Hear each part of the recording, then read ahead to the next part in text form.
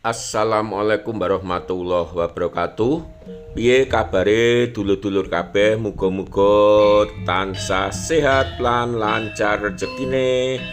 Jalan Raya Gondang Luyu, Kabupaten Nganjuk dulur-dulur, Alas Jati. Dadi dalan sing tak liwat iki ngubungake antara Kecamatan Gondang lan Kecamatan Ngluyu, Kabupaten Nganjuk, Jawa Timur. Dina iki dulur-dulur bakal takjak nang nggone wilayah Kecamatan Ngluyu, kecamatan kang paling pinggir pelosok langsung mepet karo Kabupaten Bojonegoro lur. Tugu perbatasan antara wilayah Gondang saiki masuk wilayah Kecamatan Ngluyu dulur-dulur. Alhamdulillah wis enek proyek-proyek, muga-muga iki proyek kang tujuane ngapiki dalan lur. Sawetara iki kan dalan Gondang Luyu kuwi ya wis aspal dulur-dulur, tapi ya kuwi aspal iki ya mung ngono wae, dadi diaspal sedilu rusak maneh. Iku wis mulai belasan utawa puluhan tahun kepungkur lur. Saka wilayah Kecamatan Gondang sampean. Desa paling pinggir yaiku Desa Senggowar, Kecamatan Gondang. Mengko sampai masuk wilayah perkampungan Ngluyu iku 100% wilayah alas dulur-dulur. Kadang-kadang alas kaselingan Tegalan, tapi didominasi alas jati lur. Terus lalu lintase sepi kayak biyen lur, aku dolan nang Ngluyu ki wis mulai sekitar tahun 2000-an awal lur. Lagi muga-muga ki dalam rangka bangun ratan luwih becik maneh yen cor lur. Amarga wilayah lor kene ki wilayah sekitaran Pegunungan Kendeng Utara.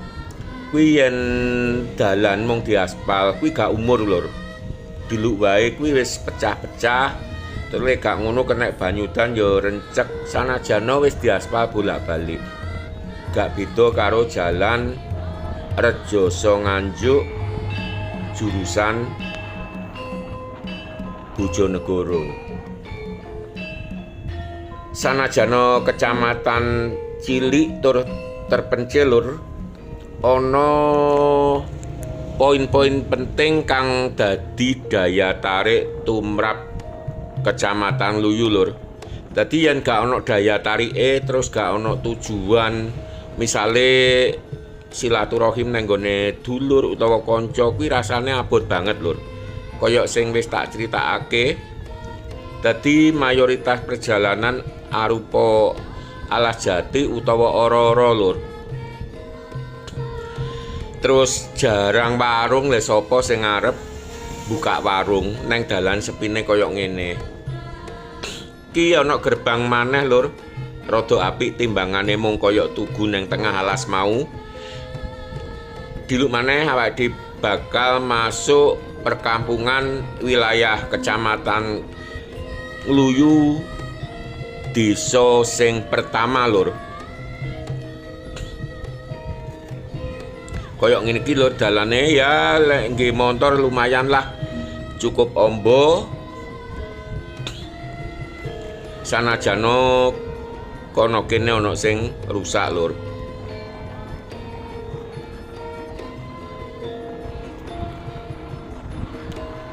Sepi lur, pengalaman kang tak alami dolan nang Ngluyu bolak-balik ya ngono kuwi. Paling ketemu motor siji loro, terus mobil apa maneh arang banget lur.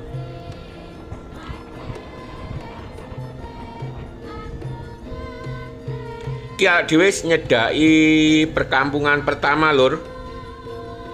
Kampung pertama sing dileboni awake dhewe iki Desa Ngluyu dulur-dulur, Kecamatan Ngluyu, Kabupaten Nganjuk, Jawa Timur. Bab bensin ana Pertamini lur. Ya mung iku bahan bakare utawa BBM-e mung ana Pertamax. Kiri jalan ngarep iku Pasar Paing, Desa Ngluyu dulur-dulur. Yen jenenge wae wis dina pasaran Paing, terus Legi, Kliwon lan sak panunggalane wis iso di bayangake yen pasar iki ora bendina buka lur. Dadi bukake mung yen dina pasaran Paing, dadi 5 dina pisan. Kaya ngene iki lur, iki termasuk wilayah pusat kota Kecamatan Ngluyu lur. Makane tak arani kecamatan selain terpencil terus terkecil mergo ukurane paling cilik lur nang Kabupaten Nganjuk. Ki pertigaan ngiri nang nggone kawasan wisata Guwa Marga Tresna dulur-dulur. Nang channel iki uga ana sekitar 2 dulur-dulur iso dibuka-buka. Terus keunikan liyane yaiku omah kayu karo joglo khas lur, lincip joglone. Salah siji omah kuno sing isih iso diamati lur. Mengko sik enek meneh lur, cukup akeh omah kang dindinge saka kayu dulur-dulur. Neng yo sebagian wis mulai diganti dinding bata lur utawa beton.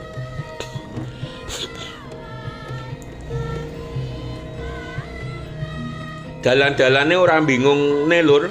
Dalane ya mung siji iki, jalan utama kang ngubungake desa paling kidul kulon yaiku Desa Ngluyu iki lur karo desa paling pinggir loretan Desa Mbajang lur. Iki lur sing kanan jalan joglo kaya mau kayu jejer telu ki omah kayu kabeh lur. Termasuk kiri jalan sing rupane ijo iku uga kayu lur, tapi sebelahe iku wis bata utawa beton lur. Untunge nang wilayah perkampungan sawise masuk Desa Ngluyu lan sak teruse insyaallah dalane sanajan ora gedhi amat, ora gedhi-gedhi nemen, kuwi cukup alus lur. 90% recommended. Kanan jalan Balai Desa Ngluyu dulur-dulur ana papan namane. Oke dalan ngiwonengen lur, tapi ya mudhek nang nggone wilayah perkampungan jero-jero lur. Sing diliwat awake dhewe iki nggo nyingkat wektu cukup dalan utama wae. Jalan Raya Gondang Luyu. Oke lur, ayo dilanjut maneh. Jalan Raya Gondang Luyu saiki disebut wae Jalan Raya Luyu. Kasarane dalan iki mau asale saka Kecamatan Gondang, terus saiki Kecamatan Kluyu, mengko yang dibajut sejatine lho iso tembus Kabupaten Bojonegoro. Kaya apa pok-pokane dalan iki, dulur-dulur tetep tonton video iki sampai tutup. Terus kanggo dulur-dulur sing durung subscribe, kanggo nambah semangatku nggawe video, kanggo semangatku nambah vlog, ojo lali subscribe, terus komen-komen, terus like, ojo lali uga di-share nang nggone kanca-kanca lan dulur liyane. Muga-muga video iki iso nambah pengalaman, khususnya kanggo dulur-dulur kang durung nate tindak wilayah Kecamatan Ngluyu. Pertigaan atau pertelon Desa Ngluyu dulur-dulur, kiri jalan SD Negeri Ngluyu. Apa mung siji ya kok gak ono tandane SDN Ngluyu 1, misalnya SDN Ngluyu 2. Suwepi lur tenan ki padahal ngarep totokan iku kantor kecamatan. Lah kiri dalan iku puskesmas ki gerbang. Ki yen lurus sing nyimpang kiri iku mubeng-mubeng nang kampung-kampung liyane lur, ya iso tembus Sugihwaras, terus ya tembus Ngluyu mau balik mubeng maneh ning kaya sing wis tak kandhake mau dulur-dulur tak jak lewat jalan utama jalan raya Ngluyu kang akhire iso tembus wilayah Kecamatan Kedungadem Kabupaten Bojonegoro. Ki lur tulisane pemerintah Kabupaten Nganjuk Kecamatan Ngluyu. Sanajana gak dina prei aku yen mrene iki kantor kecamatan kuwi ya sepi lur. Ya ana sing mlebu pancen sepi situasine. Lah ki ngarep ana gapura, awake wis mulai bakal metu saka Desa Ngluyu lur. Masuk Desa Gampeng. Lah ketoke nurutku lho Desa Gampeng kuwi luwih rame timbang Desa Ngluyu mau. Oke dulur-dulur, bacot perjalanan jelajah kecamatan terkecil dan terpencil Kecamatan Ngluyu Kabupaten Nganjuk.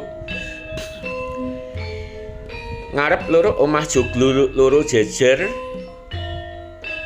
Persawahan sik ombo banget lur. Kene komoditas utama uga pari lur.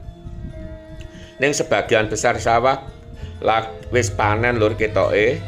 Lah yen kiri jalan ana omah joglo, kanan jalan koyoke pembangunan Koperasi Merah Putih lur, ana bendera merah putih sing berkibar. Oke lanjut lur. Desa Gampeng Kecamatan Ngluyu Kabupaten Nganjuk.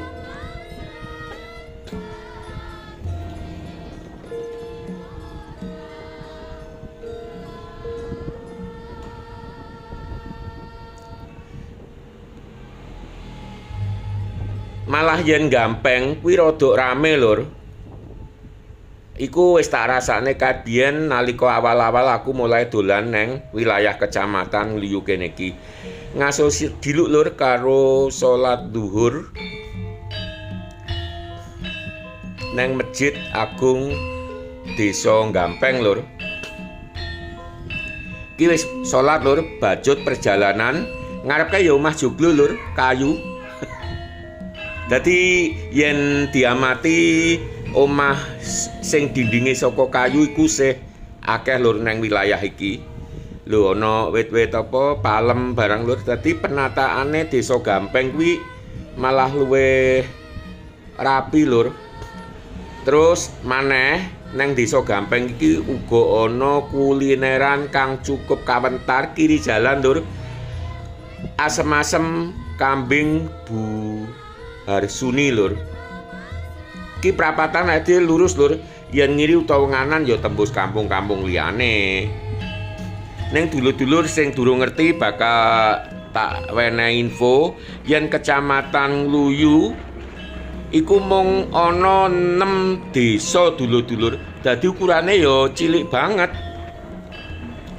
Bayangno biasane neng wilayah Nganjuk, kecamatan iku paling ora rata-rata desane iku jumlahe 15 sampai 20 utawa malah 30 dulur-dulur. Lagi mung 6 desa lur.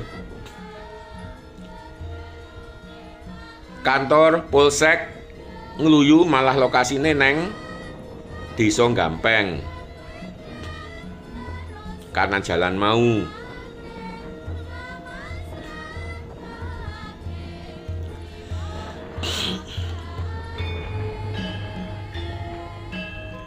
Sanajana sepi lur, tapi pemandangane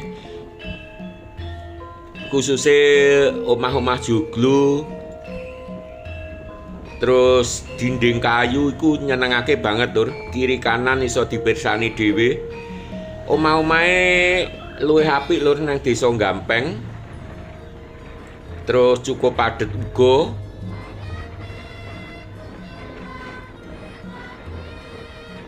Ki bakal masuk persawahan maneh lur.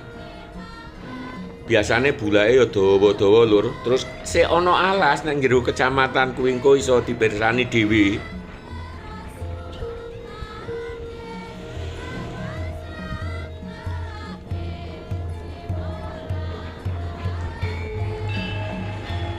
Alas jati, kaselingan, wit-wit liyane lur, ana wit mauni, ana wit sono, iso dipirsani kiri kanan. Terus kaselingan karo tanduran jagung lur. Sawetara isih ana wilayah Desa Gampeng tapi wis masuk dusun liya lur iki. Cuma arepe tak waca tulisannya gak ketok.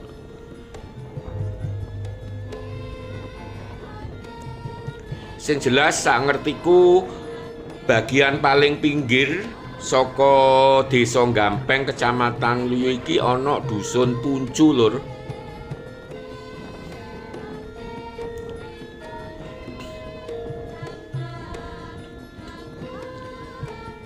Iki mulai ana dalan rusak-rusak lur. Dadi awake dhewe iki saya pelosok lur, saya mlebu nuju perkampungan utawa desa paling akhir wilayah Kecamatan Ngluyu. Lah ngrumbul-ngrumbul kiri jalan iki diarani sumber darah utawa berdarah lur. Ana sumber kang dina-dina digawe penduduk nggih golek banyu lur. Beh ngarep kae mendunge peteng banget lur, rasane kaya arep udan.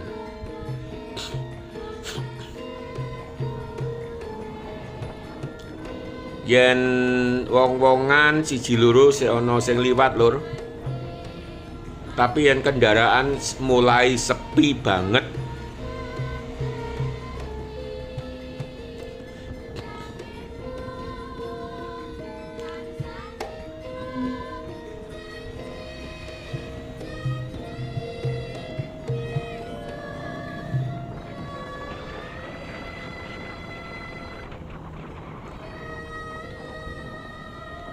Alas maneh lur, alas jati lur. Dadi neng kecamatan kang ukurane ora pati gedhi kuwi akeh alas uga lur. Batas antara desa siji lan sijine kuwi biasane dibatasi ora-ora utawa tegalan kang ombo utawa alas kaya ngene iki. Ya mesti wae alas-alas khas Pegunungan Kendeng Utara lur.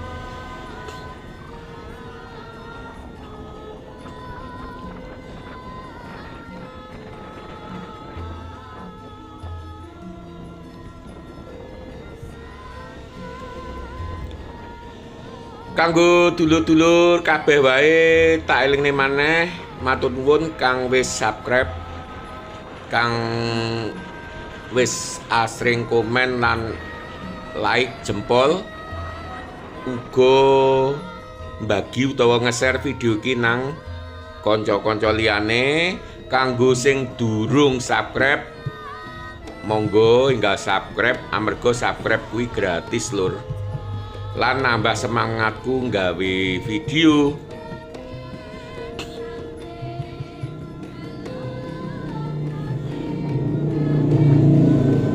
Iki ketoke awake dhewe arepe mulai masuk Desa Mbajang lur, yen gak kliru muga-muga bener.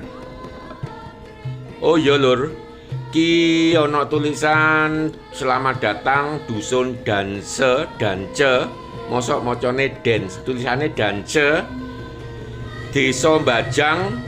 Lah kanan jalan SD Mbajang, kiri jalan Balai Desa Mbajang, Kecamatan Ngluyu, Kabupaten Nganjuk. Desa pok-pokan lur. Yen Desa Ngluyu mau pertama waktu mulai masuk kampung iku lokasine sisih kulon kidul. Yen Desa Mbajang iki sisih etan lor lur.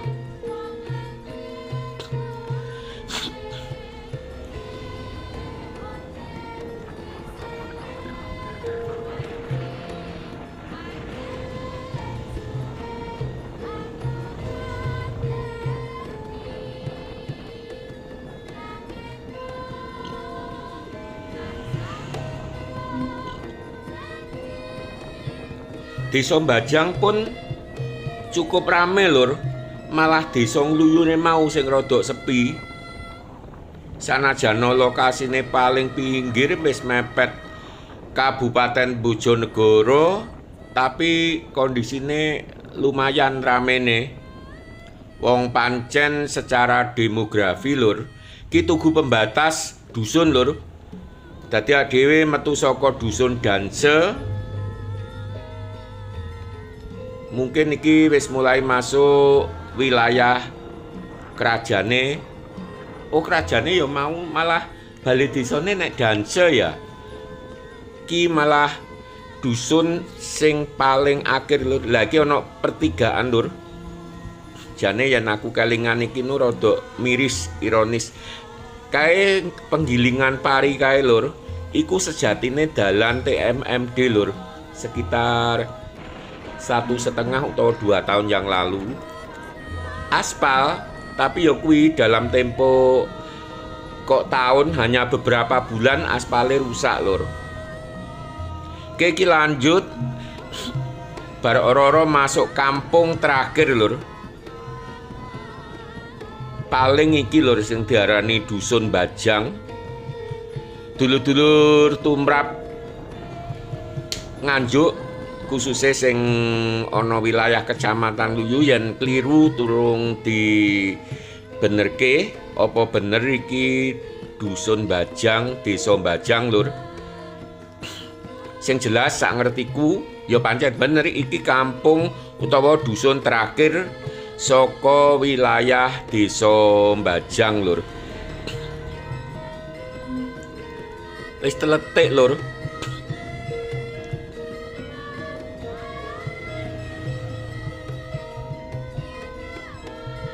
Kene ya sik akeh lur omah saka kayu cuma ora joglo-joglo sing licip-licip mau, tapi joglo-joglo biasa lur.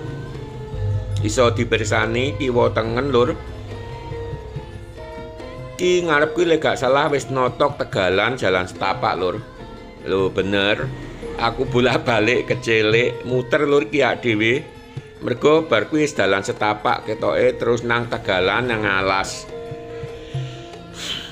Lah dulur-dulur bakal tak sepilke dalan saka Ngluyu kang tembus Bojonegoro dulur-dulur. Ki lho dalane. Cuma wangel iki dalane sadurunge aspal terus rusak dadi watu-watu wis 90% ucul lur. Ana dalan penggantine engko tak sepil lur. Alternatif ben gak liwat dalan iki. Tapi yo dulur-dulur ben ngerti, makane aku yo rada rekoso nduduhne nang dulur-dulur. Ngarep iku lur ana pertigaan. Lagi dalan sing penak iku ngiri lur iki. Iki awake dhewe masuk wilayah perhutani dulur-dulur. Dalan iki lur sing tembus neng wilayah Bojonegoro, tepate ngliwati desa Malangbong, terus wilayah Kecamatan Kedungadem dulur-dulur. Ki lur tak akhiri sakmene wayahe ngopi lur. Lagi aku nang warung kopi nang dusun Gampeng mau lur, nang desa Gampeng gone warung Bu Harsuni. Lah cerita bab asem-asem kambing bakal tak gawe video liyane dulur-dulur. Sawetara sakmene dhisik. Wassalam.